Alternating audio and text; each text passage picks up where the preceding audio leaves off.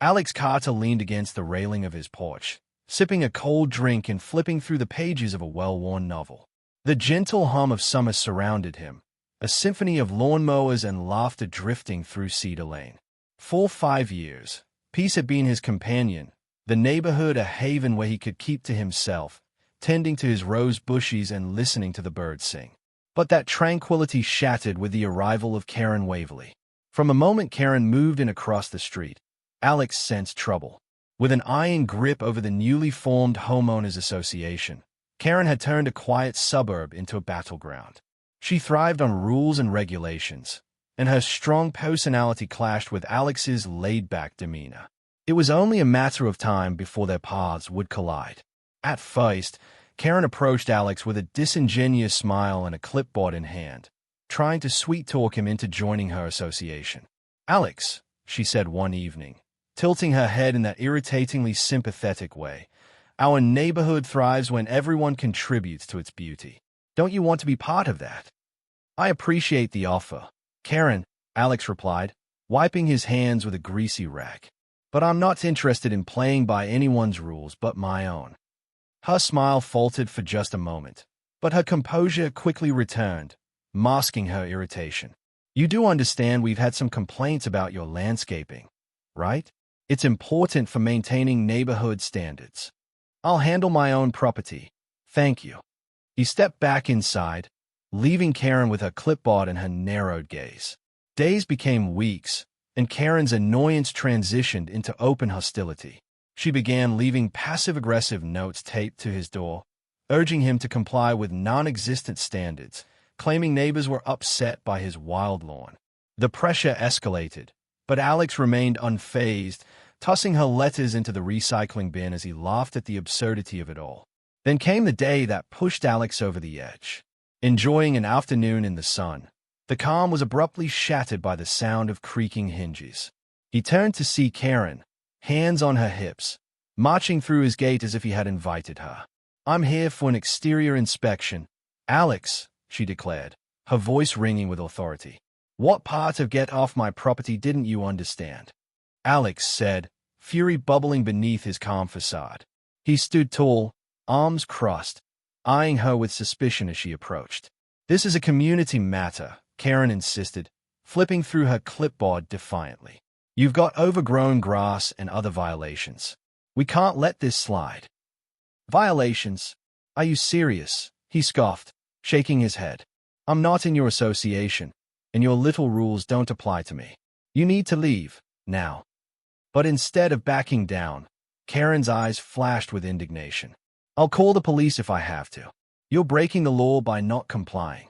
Alex felt a tickle of disbelief at her antics. "Go ahead, call them. You just walked onto my property without an invitation. Let's see how that works out for you." With a determined glint in her eyes, Karen pulled out her phone and began dialing 911, playing the role of the terrified victim. "Yes, hello," she said, voice trembling for dramatic effect. "I need to report a hostile homeowner. He's refusing to let me leave his porch and is being very aggressive."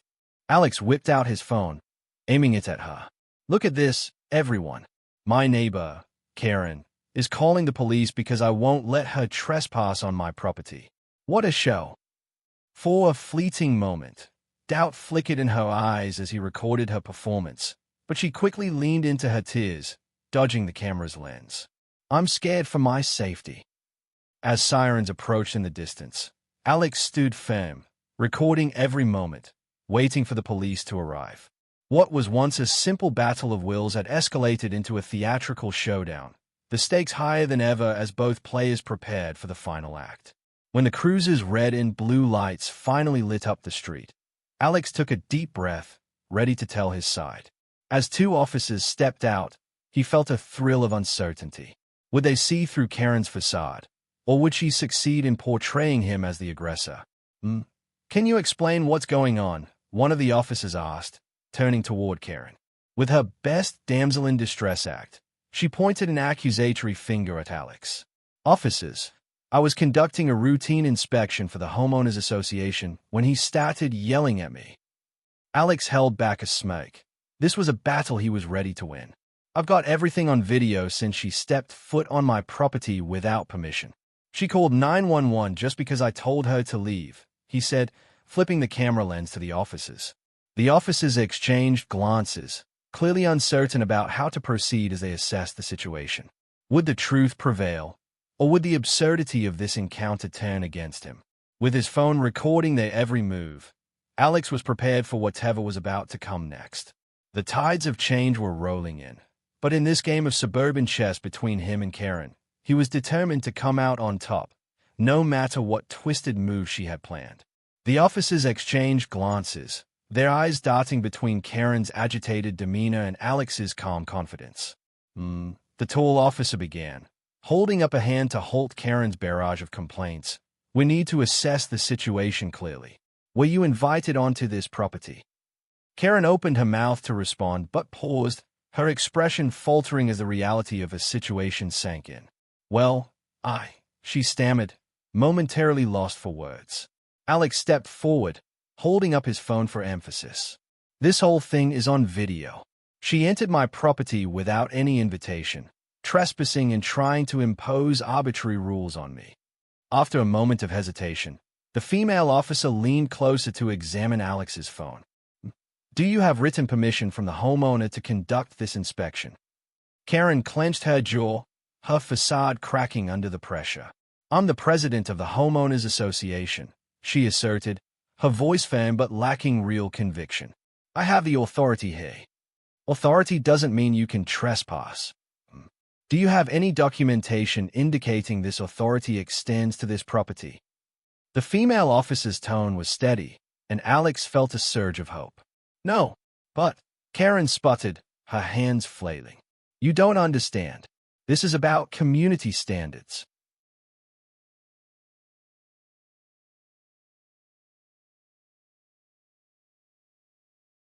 "The only thing in question here is your conduct, Karen," Alex interjected. The officers turned to him, their expressions shifting to a mix of grim realization and professionalism. "Is that true?" the male officer inquired, gazing at her. "Did you call police services without any real cause?" "I'm simply trying to maintain community standards." Karen shot back, her confidence wobbly. The officers glanced at each other again, clearly weighing their next moves. "This isn't a matter of homeowner association standards," the female officer said firmly.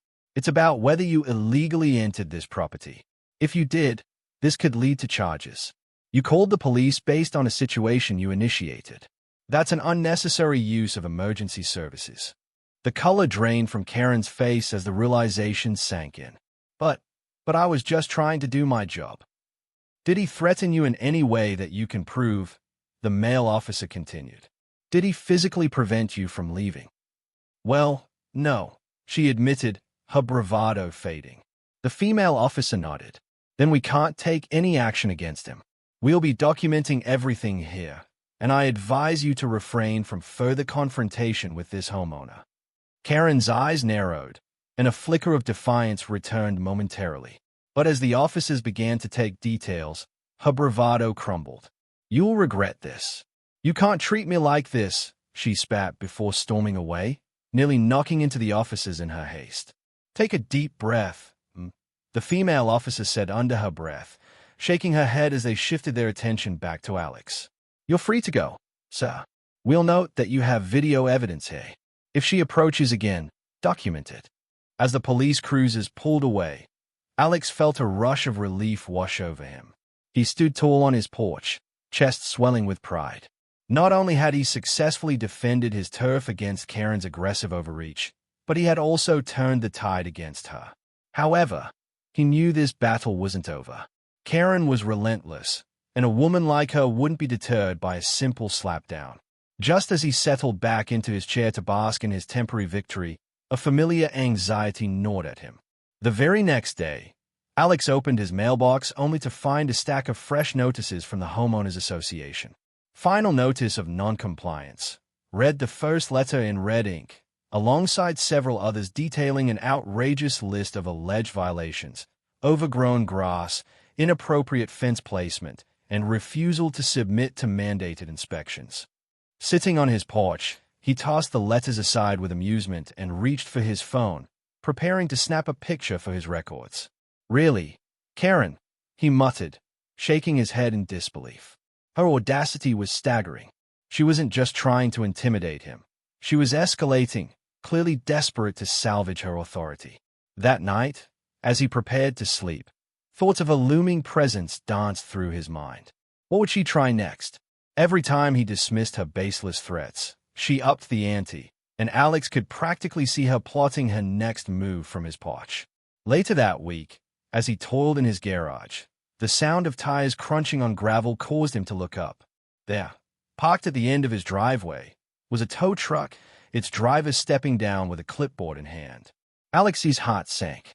The man in a button-up shirt emerged, eyes hidden behind dark sunglasses, confidence radiating from his every step. He approached Alex with a forced smile that could only be described as insincere. "Mr. Carter, I'm here on behalf of the Homeowners Association," he announced, adjusting his clipboard as if he owned the place. "We're repossessing your vehicle due to unpaid association fees and multiple violations." Fury coursed through Alex's veins. "Are you out of your mind?" he shouted, stepping toward the intruders. "There's no way you can take anything from me. I'm not a member of your association. You have no authority here." But the man persisted, unfazed. "This is standard procedure, sir. You've been unresponsive to requests for compliance. We have to enforce community regulations. I will not let you tow anything off my property. Get off my lawn, and take your little entourage with you. If you vent the wheels of that truck toward my house, I'll call the police again." As Alex dialed 911, a twinkling of uncertainty flashed across the man's face. The driver behind him shuffled nervously on his feet, sensing the growing tension. "Look, buddy, I'm just doing my job," the tow truck driver said, backing up slowly. "Not today," Alex scoffed, glaring at the man with the clipboard. He felt a wave of strength surge through him. "You can't take my vehicle, and you think threats and intimidation will work on me? Not a chance." He smiled, capturing the moment with his phone camera, ready to document this absurdity as the darkness of the situation slowly began to unravel. The power struggle on Cedar Lane had reached a boiling point, and Alex was prepared to fight back against every flimsy scheme Karen had hatched.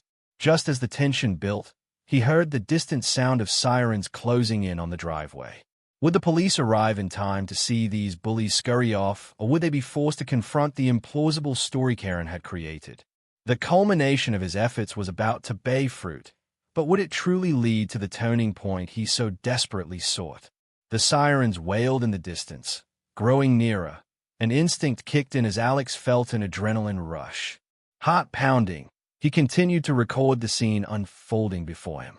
The tension in the air was palpable, and he could feel the looming confrontation bubbling up inside him.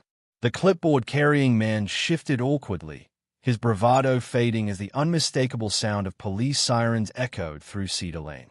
"Listen, we can resolve this," he stammered, glancing nervously down the street where the flashing lights were now visible.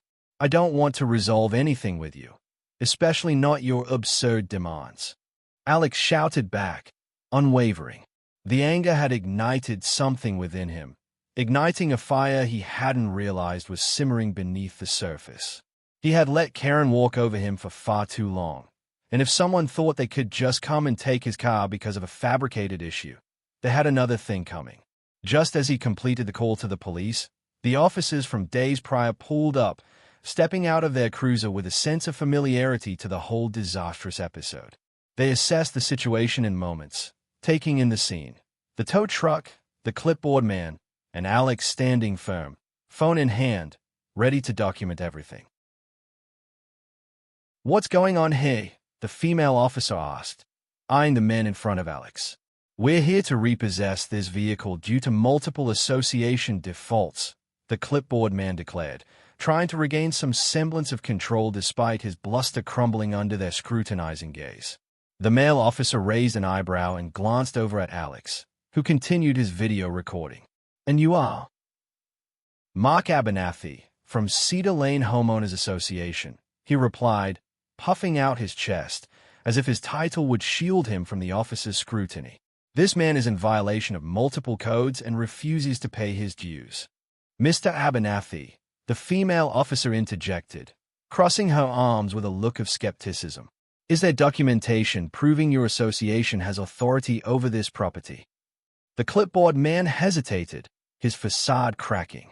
Well, we gave him notices. I have the letters right here, Alex interjected, swiping them from the ground to hold them up. All of which are unfounded and irrelevant as I'm not part of your association. You can't come here and demand anything from me. Stand down, buddy, the male officer said, creating a physical barrier between the clipboard man and Alex. You're walking a fine line here. If you're not a member of this homeowners association, you have no right to take anything from him. Just then, Alex saw Karen striding purposefully down the street toward them, her eyes fixed on the unfolding chaos with a sense of self-righteousness. What's taking so long? She called, her voice dripping with hostility. Is just trying to follow the rules. Alex couldn't help but let out a scoff. Oh, now the president wants to show up? Did you bring the documents? Or are you just here to further embellish your lies? The officers turned to Karen, their expressions cool yet expectant. What's your involvement in this situation? The female officer inquired, raising an eyebrow at her advancing presence. I'm responsible for maintaining the well-being of this neighborhood, officers, Karen said, her voice strangely composed. This man has been a menace since he moved in. He refuses to follow the rules, and now refuses to let us do our jobs. The eyebrow of the male officer arched even higher. And you're telling us he isn't a member of the association? Of course. I have work to prove it, she supplied quickly, reaching into her bag to produce an envelope filled with notices. Look at these violations. They just prove how much of a problem he is. As the officer glanced over the documents, their expressions were grave. You know, we can ticket and charge you for using emergency services unnecessarily if it turns out this was an abuse of discretion. Before Karen could argue, Alex broke in. I have video evidence of everything, he declared, brandishing his phone in the air. All the harassment, the trespassing, and the threats. You two have resorted to this farce in the name of community standards. I'm just a homeowner trying to live his life. The clipboard man and Karen exchanged worried glances as the police began taking their statements. The atmosphere shifted from a confrontation to a realization that the power of authority was not on their side. Soon after, the officers approached Alex. Thanks for your cooperation, Mr. Carter, the female officer said, tone now more supportive. We'll ensure this situation is well documented. You shouldn't have to deal with this harassment. Thank you, Alex replied, his composure returning as he finally felt some relief. I just want to be left in peace. They have crossed the line, and I'll back it up with what I have. As they wrapped up their discussions with all parties involved, the clipboard man looked more defeated than ever. His claims were flimsy and nothing against Alex's grounded statements. The whole charade was falling apart around them.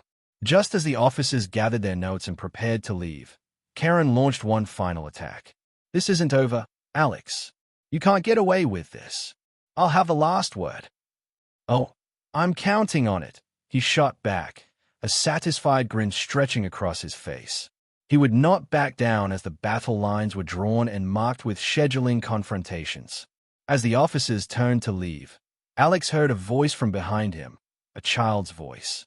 Peeking through the side of the fence, young Danny, the neighbor's curious son, watched the chaos unfold with wide eyes. Are you gonna win, Mr. Carter? He asked innocently.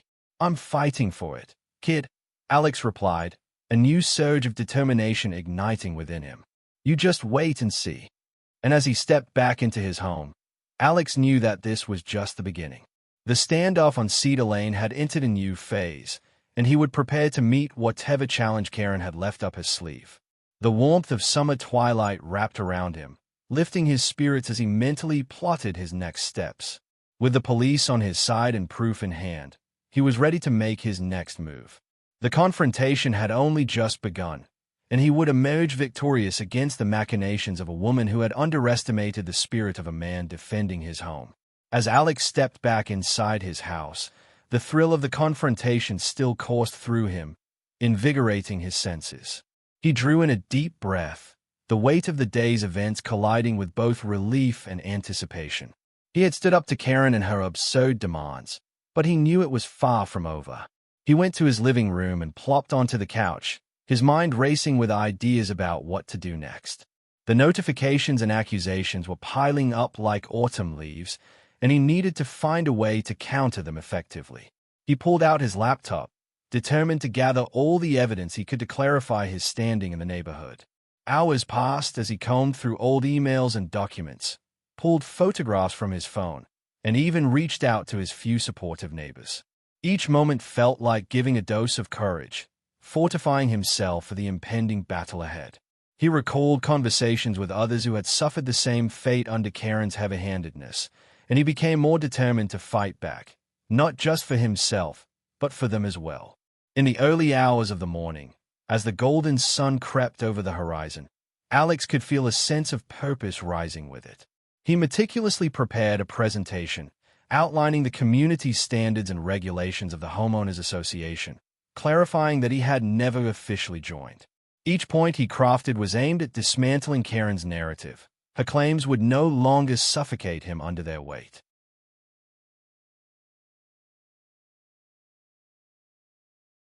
As the morning sun grew brighter, Alex decided it was time to confront Karen directly, but this time armed with knowledge and support.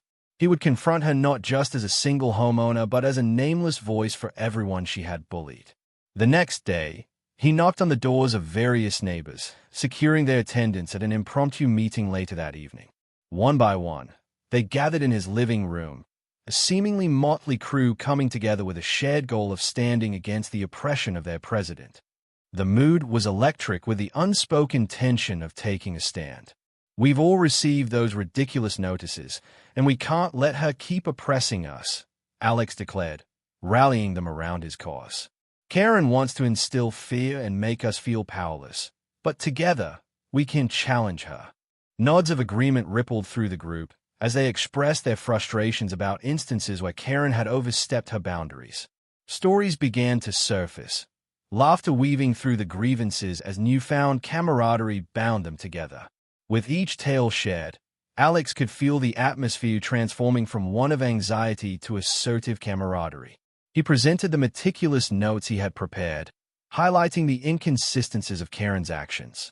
"We should document everything, gather our evidence together, and then we can confront her." Every neighbor left with a renewed sense of empowerment, and as they departed, Alex felt buoyed by the collective energy. This was only the beginning of a movement formed against unsolicited control and intimidation. The coming days saw a transformation in Cedar Lane. Neighbors who had once hidden behind their closed doors began to band together, sharing stories of Karen's overreach and documenting each unwarranted notice. Alex coordinated nightly discussions at his house, creating an alliance that had long been dormant. Finally, the day arrived when they decided to confront Karen directly. They gathered in front of her house, a newfound strength bubbling beneath the surface, a sea of supporters who had come to unify against the weight of her entitlement. As she appeared at her front door, Alex stepped forward, newfound confidence radiating from him. "Karen, we need to talk," he called out, the voices behind him amplifying the strength of the moment. Karen's expression morphed from surprise to defensive irritation. "What is this? A mob? You have no right to stand out here." "Oh, but we do," Alex replied, emboldened by the faces behind him. "We've come to discuss how you've treated us and the community you claim to represent. We're not afraid anymore." She opened her mouth to retort, but Alex pressed on. "No more threats, no more harassment. You've bullied many of us for too long, and we're putting a stop to it." One by one, neighbors echoed their agreement, voices rising to form a chorus of resistance. Karen's face turned a shade paler as she realized her power was crumbling beneath the weight of communal solidarity. In that moment, Alex could see the flicker of doubt in her eyes. He felt the satisfaction of reclaiming their narrative. They documented closing arguments, and as their voices swelled into one strong presence, Alex realized this confrontation would mark a turning point, not just for him but for everyone on Cedar Lane who wanted to fight back against bullying. With the healthcare of the community on the line, they ended their discussion with a proclamation of unity, shaking hands, exhibiting reassurance to each other that they had won this battle. As they turned their backs on Karen's house and walked away, he felt elated. Hell, they felt invincible. This was a tipping point. Just as he had stood his ground today, he knew the position he had taken would reverberate throughout Cedar Lane long after he returned to the confines of his home. Together, they had taken the first step toward dismantling the dictates of her tyrannical control. And right then, he felt a sense of victory swell inside of him. Peace may still be a distant dream, but they had ignited a flame, one that would continue to burn brightly against the injustices and challenges laid before them in the days ahead. And for that, he felt grateful to his newfound friends. In their unity, they truly found strength. The saga of Cedar Lane had just begun, and Alex was ready for whatever came next.